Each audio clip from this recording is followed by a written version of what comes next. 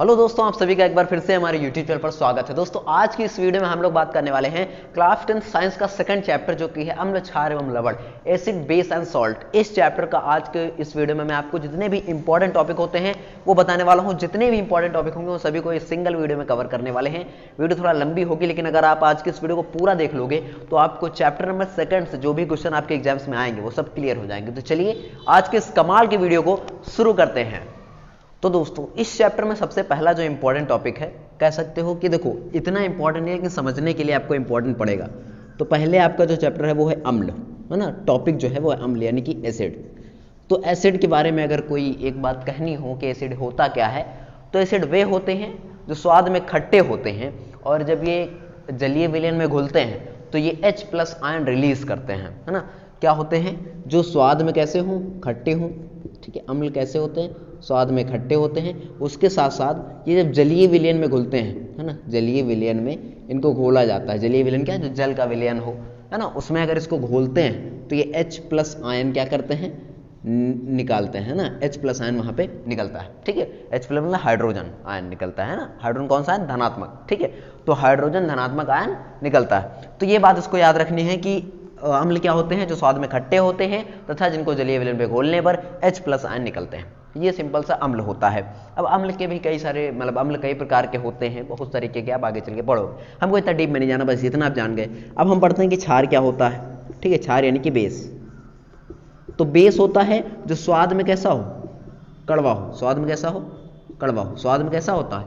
कड़वा होता है। और अगर इसको जलीय विलयन में घोलते हैं, इसको अगर हम जलीय विलयन में घोलेंगे, किसको? अगर हम किसी भी बेस को जलीय विलयन में घोलते हैं तो वो OH- आयन देता है ना। OH- आयन देता है ना। यानी हाइड्रोक्साइड माइनस यानी कि ऋणात्मक, ठीक है। यहाँ धनात्मक, यहाँ पे ऋणात्मक। तो ये बात इसमें आने वाली हो गई कि अब जो बेस होते हैं, क्षार जो होते हैं, स्वाद में कड़वे होते हैं तथा इनको जलीय विलयन पे घोलने पर OH ऋणायन देते हैं, ठीक है। तो इस तरीके से आपने अम्ल और क्षार को समझ लिया है। अब हमें समझना है अम्ल और क्षार के जो होते हैं रासायनिक गुण। अगर अम्ल को हम किसी धातु से अभिक्रिया कराते हैं तो क्या होगा? अम्ल को जल से अभिक्रिया कराते हैं तो क्या होगा? इस तरीके से कई बार आपके एग्जाम में पूछा गया है। तो चलिए उसको समझते हैं।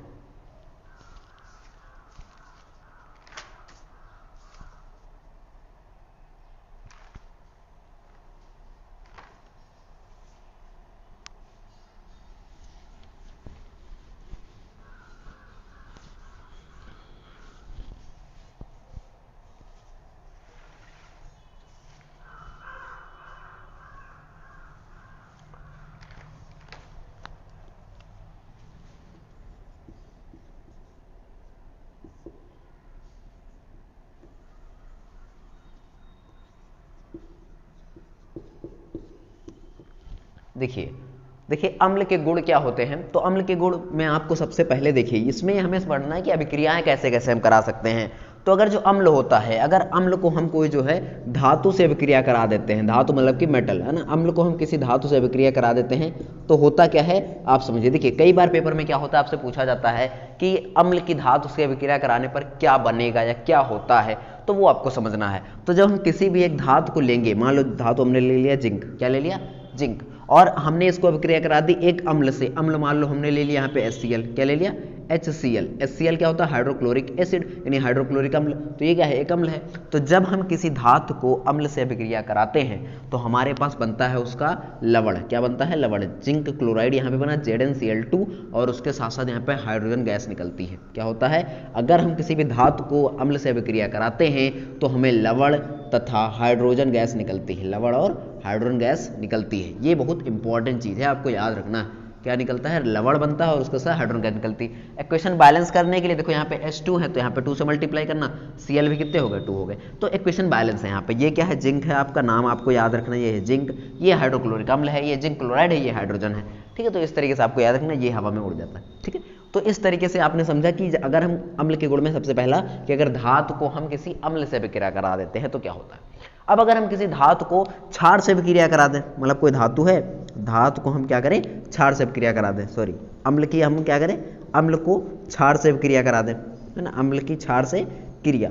तो अम्ल की अगर क्षार से क्रिया कराते हैं तो क्या होगा ये आप समझिए। जैसे कि हमने एक अम्ल लिया HCl, क्या लिया HCl, और हमने एक अधातु क्षार लिया जैसे सोडियम हाइड्रोक्साइड NaOH, है ना, देखो इसमें OH है ना, तो ये क्या हुआ, ये हमारा क्षार हुआ, ठीक है। तो अगर इसको हम इससे रिएक्शन कराएंगे तो होता क्या है, आप देखिए यहाँ पे ध्यान से, ठीक है।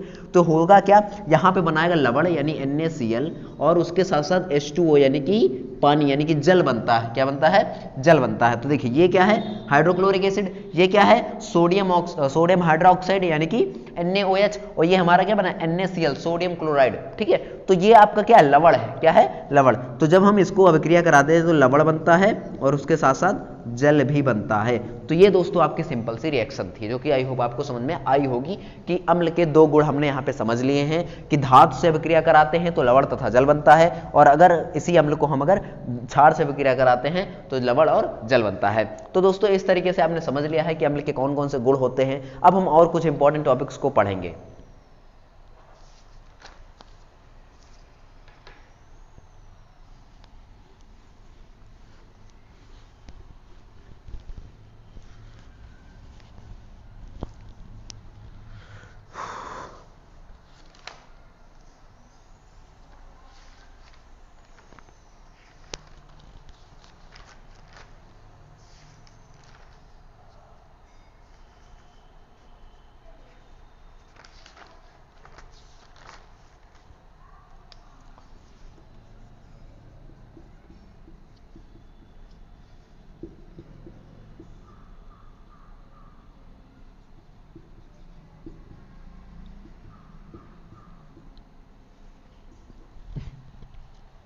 दोस्तों अगली अभिक्रिया है उदासीनीकरण अभिक्रिया। उदासीनीकरण अभिक्रिया क्या होती है, न्यूट्रलाइजेशन रिएक्शन। देखिए जब हम किसी जब हम किसी अम्ल को क्षार से अभिक्रिया कराते हैं तो लवण तथा जल बनता है, इसी प्रक्रिया को हम उदासीनीकरण कहते हैं। तो यहां पे आप लिख लीजिए, जब किसी अम्ल को क्षार से क्रिया कराते हैं तो लवण एवं जल बनता है, इसे उदासीनीकरण अभिक्रिया कहते हैं।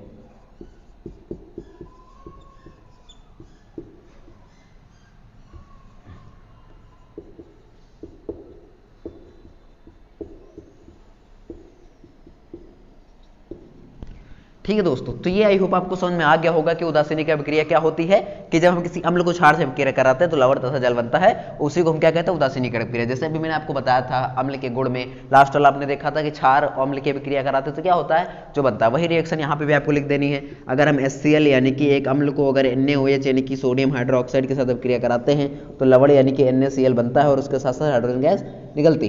तो देख सकते हो यहाँ पे ये क्या है, हाइड्रोक्लोरिक अम्ल, ये है क्षार, है ना, अम्ल हो गया ये, और ये हो गया क्षार। तो अगर इन दोनों को रिएक्शन कराया तो क्या बना, लवण बना, और उसके साथ साथ यहाँ पे जल बनता है। ठीक है, तो ये बात आपको इसमें याद रखनी।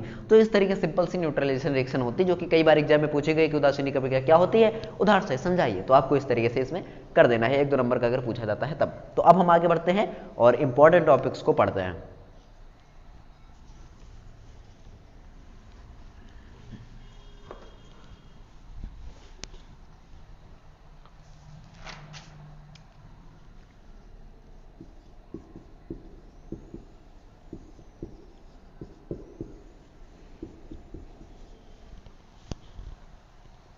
तो दोस्तों ये है आपका एक और इंपॉर्टेंट टॉपिक जो कि कई बार बोर्ड एग्जाम में पूछा गया है, बहुत इंपॉर्टेंट क्वेश्चन है आपका।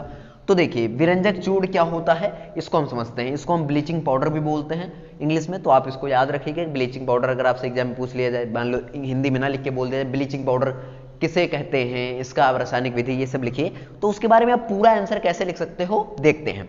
तो ब्लीचिंग पाउडर यानी इसका जो फॉर्मूला होता है, इसको रासायनिक नाम इसका क्या होता है ये पहले आप जान लीजिए। रासायनिक नाम इसका होता है, रासायनिक नाम ये होता है calcium oxy chloride. Calcium oxy chloride ये इसका क्या है, रासायनिक नाम, कैल्शियम ऑक्सी क्लोराइड। अगर इसका सूत्र बात करें, रासायनिक सूत्र क्या होगा, तो कैल्शियम का Ca ऑक्सी का O, Cl का Cl2। ठीक है, तो ये इसका क्या है, रासायनिक सूत्र, अणुसूत्र इसको बोल सकते हो, क्या है, CaOCl2, है ना, कैल्शियम ऑक्सी क्लोराइड। तो ये बात आपको इसमें याद रखनी है कि इसका फॉर्मूला क्या होता है। अब बात करते हैं इसको बनाने की प्रयोगशाला विधि। तो इसको बनाने की जो प्रयोगशाला विधि है वो क्या होगी, वो भी आपको जानने लेना जरूरी है। प्रयोगशाला विधि इसकी क्या होती है, उसको बहुत ज़्यादा जरूरी है जानना, प्रयोगशाला विधि।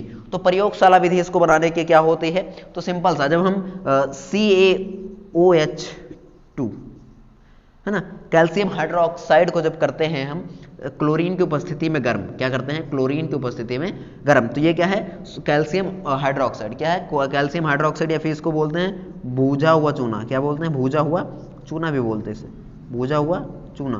तो जब इसको गर्म किया जाता है किसमें, क्लोरीन की उपस्थिति में, तो होता क्या है, तो हमें कैल्शियम ऑक्सीक्लोराइड यानी CaOCl2 और उसके साथ साथ यहाँ पे हमें H2O यानी कि जल निकलता है। ठीक है, तो ये सिंपल सी रिएक्शन होती है। क्या हुआ, जब हम सोडियम हाइड्रोक्साइड को, ये क्या है, कैल्शियम हाइड्रोक्साइड को, यहाँ पे नाम लिख लीजिए, calcium hydroxide, calcium hydra oxide को, जब कैल्शियम हाइड्रोक्साइड को हम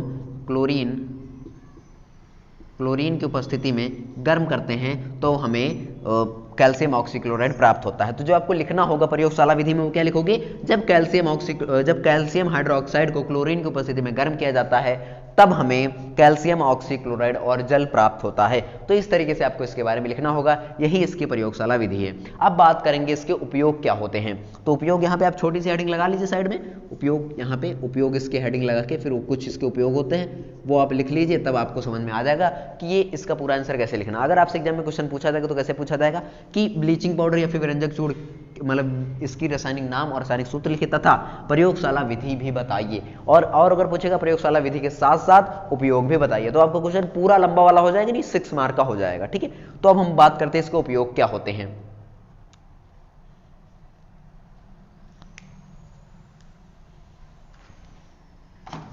तो इसका पहला उपयोग ये है, मतलब उपयोग नहीं बोल सकते, इसका गुण है।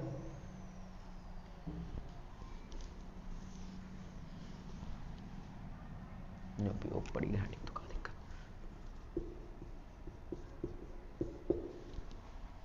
तो इसका उपयोग सबसे पहला ये है कि इसको जो है, जो पीने वाला पानी होता है, पेयजल है ना, पीने वाला पानी होता है, उसमें इसको जो है जीवाणु को मारने के लिए किया जाता है। क्या किया जाता है, जीवाणु जो होते हैं उनको जो है मारने के लिए, जीवाणु को खत्म करने के लिए किसका उपयोग किया जाता है, जो है ब्लीचिंग पाउडर का उपयोग किया जाता है। जो पीने वाला पानी होता है उसमें जो है जो कीटाणु जीवाणु होते हैं उनको मारने के लिए ब्लीचिंग पाउडर का इस्तेमाल करते हैं। ये इसका फर्स्ट यूज हो गया। सेकेंड यूज इसका ये है कि जो है इसको जो है एज अ जो सूत होती है, सूत और लकड़ी जो होती है उसकी लुगदी बनाने में इसका इस्तेमाल किया जाता है। सूत और उसकी लुगदी, सूत और लकड़ी की लुगदी बनाने में इसका उपयोग किया जाता है। तीसरा इसका उपयोग है क्लोरीन को बनाने में, और जो चीनी होती है, शुगर, उसको सफ़ेद करने में, चीनी को सफ़ेद करने में इसका उपयोग किया जाता है। ठीक है, तो ये इसके 3 उपयोग हैं जो कि आपको याद रखना बहुत ज़्यादा जरूरी है, ताकि आप जो है इसके आंसर को अच्छे तरीके से समझ सकें। ठीक है, तो ये आपका हो गया है विरंजक चूर्ण क्या होता है, विरंजक चूर्ण बनाने की प्रयोगशाला विधि और इसके उपयोग। अगर इस तरीके से आप एग्जाम में क्वेश्चन पूछेगा तो आपको ये 4 या 5 नंबर से कम नहीं दिया जाएगा। ठीक है, तो दोस्तों ये हो गया आपका ब्लीचिंग पाउडर या फिर विरंजक चूर्ण। अब हम आगे समझते हैं अगला टॉपिक।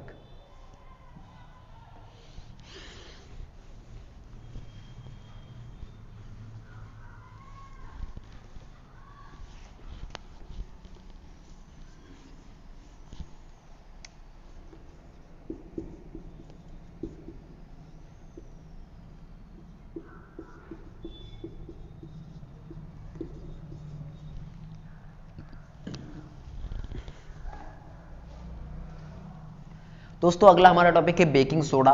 बेकिंग सोडा क्या होता है ये आप समझिए। तो बेकिंग सोडा को इंग्लिश में बेकिंग सोडा बोलते हैं। तो बेकिंग सोडा जो होता है इसका जो रासायनिक नाम है वो क्या होता है पहले ये जानेंगे। तो रासायनिक नाम इसका क्या होगा वो आप समझिए पहले। तो रासायनिक नाम इसका होता है सोडियम हाइड्रोजन कार्बोनेट। क्या होता है? Sodium hydrogen carbonate. क्या होता है? Sodium hydrogen carbonate. Sodium hydrogen carbonate, hydrogen carbonate, sodium hydrogen carbonate इसका क्या होता है रासायनिक नाम। अब देखिए अगर इसको सूत्र लिखेंगे रासायनिक सूत्र तो सोडियम हाइड्रोजन कार्बोनेट, ठीक है। तो ये इसका क्या होता है, फॉर्मूला होता है NaOCO3, ठीक है। सोडियम हाइड्रोजन, सॉरी यहाँ पे हाइड्रोजन यानी H होगा, सोडियम हाइड्रोजन कार्बोनेट NaSCO3। तो इस तरीके से इसका नाम हो गया। अब बात करते हैं इसको बनाने की प्रयोगशाला विधि क्या होगी, उसको आपको समझना है। तो प्रयोगशाला विधि बहुत ज़्यादा इंपॉर्टेंट है, तो वो आप समझिए पहले। तो प्रयोगशाला विधि, ठीक है, प्रयोगशाला विधि। तो प्रयोगशाला विधि क्या होगी, आइए समझते हैं। तो प्रयोगशाला विधि में आप अगर देखेंगे तो प्रयोगशाला विधि में हम क्या करते हैं, जो सोडियम क्लोराइड होता है, ठीक है, सोडियम क्लोराइड क्या होता है NaCl, सोडियम क्लोराइड क्या होता है NaCl। तो सोडियम क्लोराइड को अगर हम क्या करें कि अगर इसको जल और कार्बन डाइऑक्साइड और अमोनिया की उपस्थिति में गर्म करते हैं, क्या करते हैं, जल यानी H2O और कार्बन डाइऑक्साइड यानी कि CO2 और अमोनिया यानी NH3, अगर इसकी उपस्थिति में इसको गर्म करते हैं अमोनिया की उपस्थिति में, तो होता क्या है, यहाँ पे NH4Cl और उसके साथ यहाँ पे बनेगा तुम्हारा जो ये होता है यानी कि NaHCO3। तो ये क्या है, अमोनियम क्लोराइड है और ये तुम्हारा है सोडियम हाइड्रोजन कार्बोनेट, ठीक है।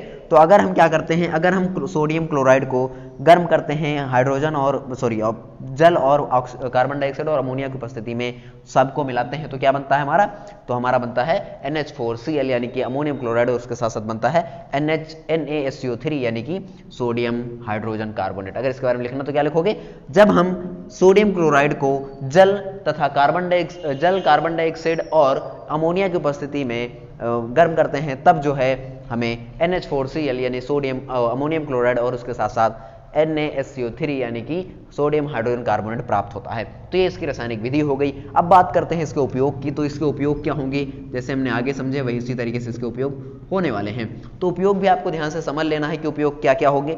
देखिए उपयोग इसके सिंपल से हैं, जैसे आपने उसमें उपयोग पढ़े वैसे ही इसमें भी उपयोग होंगे। जैसे कि इसका सबसे पहला उपयोग है, जो आप कोल्ड ड्रिंक देखते हो, कोल्ड ड्रिंक पीते हो ना, कोल्ड ड्रिंक हो गया, सोडा वाटर हो गया, कोल्ड ड्रिंक सोडा वाटर, इन सब में इसका उपयोग किया जाता है। कोल्ड ड्रिंक सोडा वाटर ये सब चीज़ों को बनाने में इसका उपयोग किया जाता है, और जो दवाइयाँ होती हैं उनको भी बनाने में इसका उपयोग किया जाता है। तो पहले इसका उपयोग ये हो गया। सेकंड जो इसका यूज़ है वो क्या होता है, वो भी आप समझिए यहाँ पे। तो सेकंड यूज ये होता है कि इसको जो है, जो दूध होता है, दूध आप भाई सब पीते हैं, तो दूध को जो है इसको फाड़ने में उपयोग किया जाता है, दूध को फाड़ने में, ठीक है, दूध को फाड़ने में इसका उपयोग किया जाता है, दूध को फाड़ने में इसका उपयोग किया जाता है। दूध फट के उसको पनीर वगैरह बनाई जाती है ना, तो वो सारी चीज़ें इससे बनाई जाती हैं। तो दूध को फाड़ने के लिए जो है बेकिंग सोडा का उपयोग किया जाता है। तो थर्ड इसका यूज ये है, जो आग बुझाने वाले यंत्र है, जैसे एक्सटिंग्विशर हो गया, ठीक है, तो आग बुझाने वाले यंत्रों में भी इसका उपयोग किया जाता है। आग बुझाने वाले यंत्र है ना, आग बुझाने वाले यंत्र में भी इसका उपयोग मिलता है। तो आग बुझाने वाले यंत्र में भी जो है बेकिंग सोडा का उपयोग किया जाता है। फोर्थ नंबर ये है कि ये जो है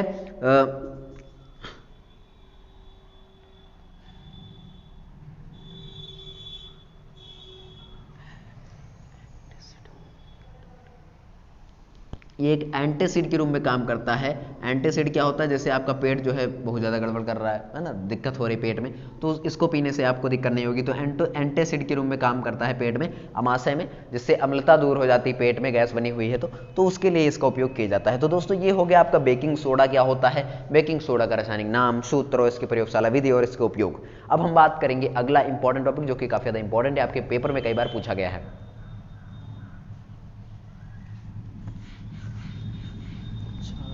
वो बना के बना रहे कोई बस।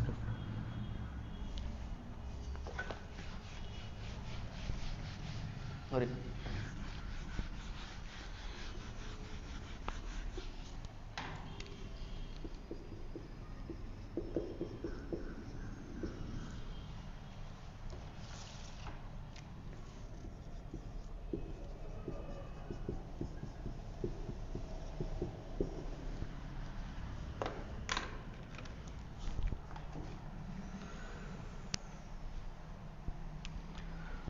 तो दोस्तों ये है धावन सोडा। धावन सोडा क्या होता है, इसका रासायनिक नाम पहले जानेंगे, फिर उसके बाद इसके बारे में और जानकारी। तो रासायनिक नाम इसका क्या होगा ये पहले आप समझिए।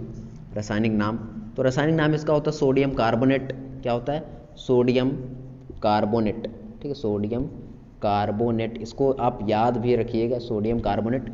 यानी सूत्र की अगर इसकी बात करें तो सूत्र क्या हो जाएगा, इसका सूत्र इसका आपका होगा NaCO3 और 10H2O क्या होगा, 10H2O ये इसका सूत्र होता है। ठीक है, किसका सूत्र है, धावन सोडा यानी कि सोडियम कार्बोनेट का। ठीक है, तो NaCO3 और 10H2O ये इसका फॉर्मूला है। अब हम बात करेंगे इसको बनाने की रासायनिक विधि। तो इसको बनाने की सिंपल सी रासायनिक विधि आपको समझ में आ जाएगी तुरंत। तो प्रयोगशाला विधि यहाँ पे हेडिंग लगाएंगे, प्रयोगशाला विधि। प्रयोगशाला में इसको कैसे बनाया जाता है आइए समझते हैं। तो प्रयोगशाला विधि इसका एकदम सिंपल है। जब हम करते क्या है, Na2CO3 को पानी की उपस्थिति में गर्म करते हैं, या फिर कह सकते हो जल की उपस्थिति में गर्म करते हैं, तो हमें NaCO3 और 10H2O प्राप्त होता है। क्या प्राप्त होता है, NaCO3 और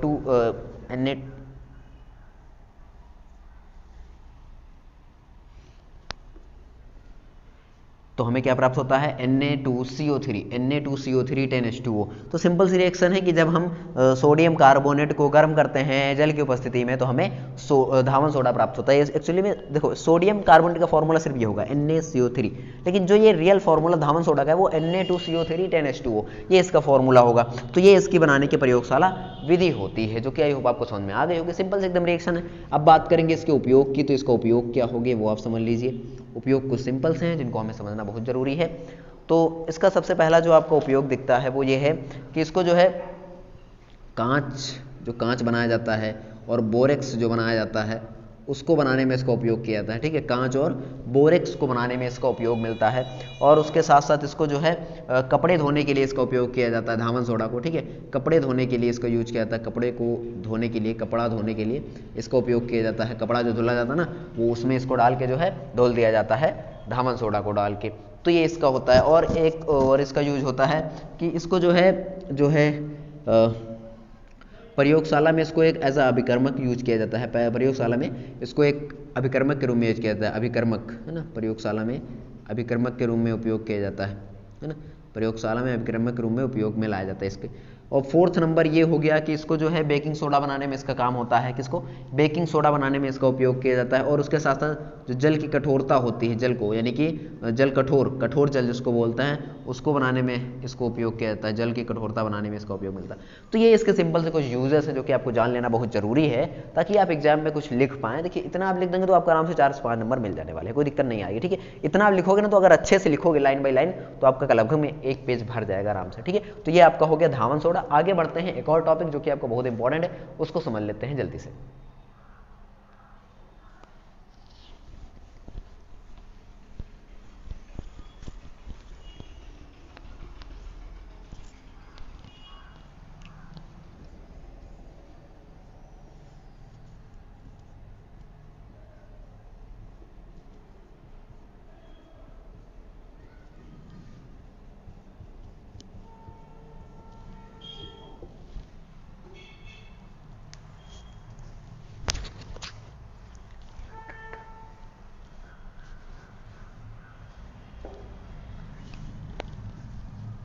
हेलो दोस्तों, तो दोस्तों आप समझते हैं प्लास्टर ऑफ पेरिस को।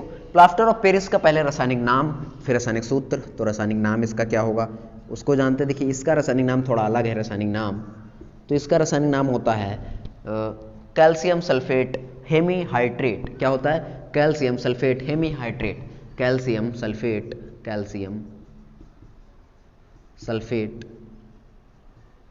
हेमीहाइड्रेट। ठीक है, कैल्शियम सल्फेट हेमीहाइड्रेट। ठीक है, तो अगर इसका नाम देखेंगे, मतलब लिखना है रासायनिक सूत्र, तो रासायनिक सूत्र कैल्शियम सल्फेट और उसके बाद हेमीहाइड्रेट। तो हेमीहाइड्रेट को लिखेंगे 1/2 H2O। क्या लिखेंगे, 1/2 H2O। तो ये इसका हो जाएगा। ठीक है, तो ये इस तरीके से इसका फॉर्मूला है, क्या है, कैल्शियम सल्फेट हेमीहाइड्रेट। ठीक है, तो इस तरीके से आपको इसका फॉर्मूला याद रखना। बनेगा कैसा, प्रयोगशाला विधि इसकी क्या होती है, बनाने की विधि इसकी क्या होगी। प्रयोगशाला विधि लिखिए या बनाने की विधि लिखिए, दोनों बात एक ही है, जो भी आप हेडिंग लगा के लिख सकते हो। प्रयोगशाला विधि या फिर बनाने की विधि, दोनों बात एक है। तो प्रयोगशाला विधि सिंपल से क्या होती है कि अगर हम इसको क्या करते हैं, जिप्सम जो होता है, जिप्सम का फॉर्मूला भी बता दूंगा।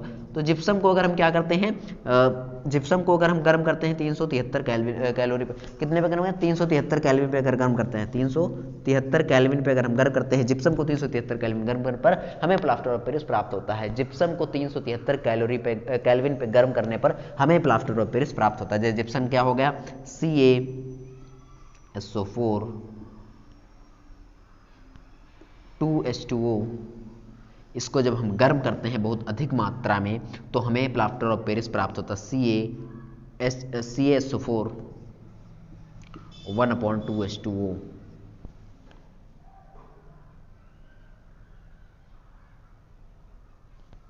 और उसके साथ साथ 1/2H2O लिख लेंगे तो यहाँ पे कितना बचेगा, लगभग में आपका बचेगा, आप अगर इसको सिंगल ऐसे मान लें H2O और यहाँ पे बचेगा आप 2H2O। ठीक है, यहाँ पे जल का मॉलिक्यूल निकलेगा। अब देखो यहाँ पे कितने जल के मॉलिक्यूल, 2, लेकिन यहाँ पे कितने हैं, यहाँ पे तो 3 है, तो बैलेंस करने के लिए यहाँ पे एक ही आप लिख दोगे। ठीक है, तो ऐसे इसकी रिएक्शन कंप्लीट हो जाएगी। ठीक है, या फिर आप ऐसे ना लिख के यहाँ पे 2H2 कर दीजिए, वहाँ पे एक को ना रखिए, लेकिन ऐसा नहीं होगा। ठीक है, तो इस तरीके से आपका रिएक्शन कंप्लीट हुआ कि जब जिप्सम को 373 कैलोरी पे गर्म करेंगे, कितने पे, 373 कैलोरी पे केल्विन पे गर्म करेंगे, तो हमें प्लास्टर ऑफ पेरिस प्राप्त होता है।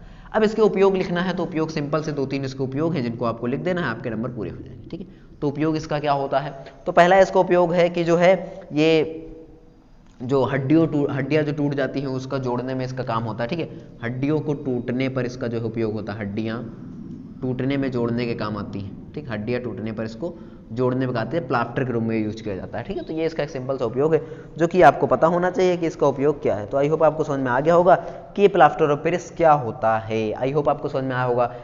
इसका ये उपयोग है, और एक उपयोग है खिलौने बनाने में इसका उपयोग किया जाता है। ठीक है, खिलौना जो होता है, मिट्टी का खिलौना बनाने में इसका उपयोग किया जाता है।